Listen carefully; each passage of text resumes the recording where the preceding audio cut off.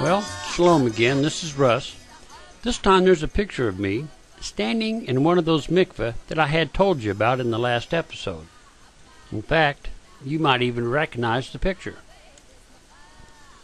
You know, it sure seems a fair enough question to ask.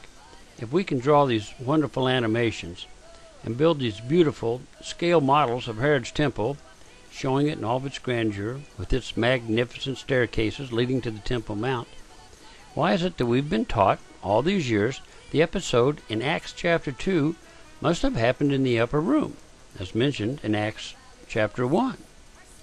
One problem, of course, has been the fact that we've gotten away from our Jewish roots, and we don't fully understand some of the text.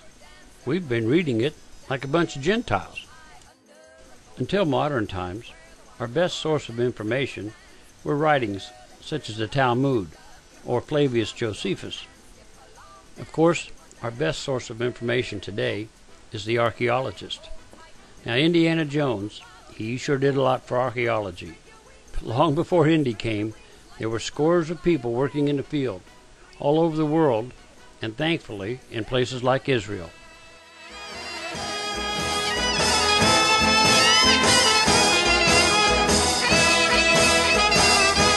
One of the places where the archaeologists have been hard at work is in Jerusalem.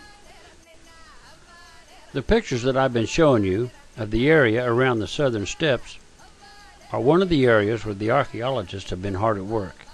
Let me give you a brief history of what's happened there. As you enter the archaeological park, there's a display showing these 4 photographs. Let's zoom in and I'll show you these photographs close up. Here's a drawing showing what the area looked like in 1880. And you'll see, jutting out from the wall there, those stones that we call Robinson's Arch. Of course, you'll remember this picture and how it looks today. Let's look at another photograph on that panel, and you can see how it appeared as late as 1935.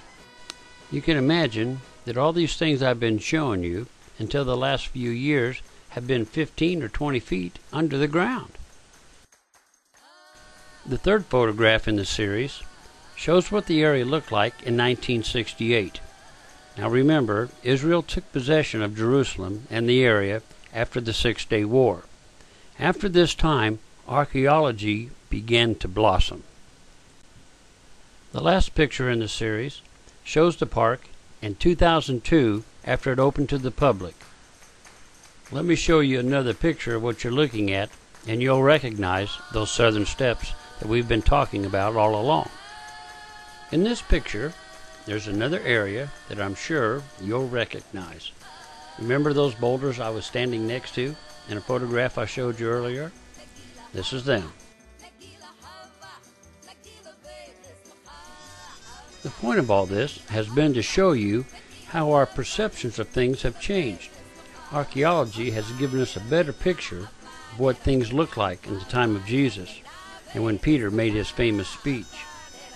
Using the written records from the past and the modern archaeology of today, we've had to rewrite many of the books and the commentaries dealing with Acts chapter 2.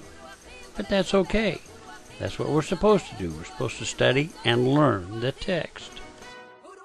I've enjoyed making this little series of lessons here, and I hope you've learned something from them. Join me next time as we tour Israel 3 minutes at a time. Thank you. The clover harvest is over, dance, everyone dance. Dance where the corn was high under a golden sky. Dance where the wine was born, dance, everyone dance. Whirl and turn about, lift up your arms and shout. Join hands, skip along, dance, everyone dance.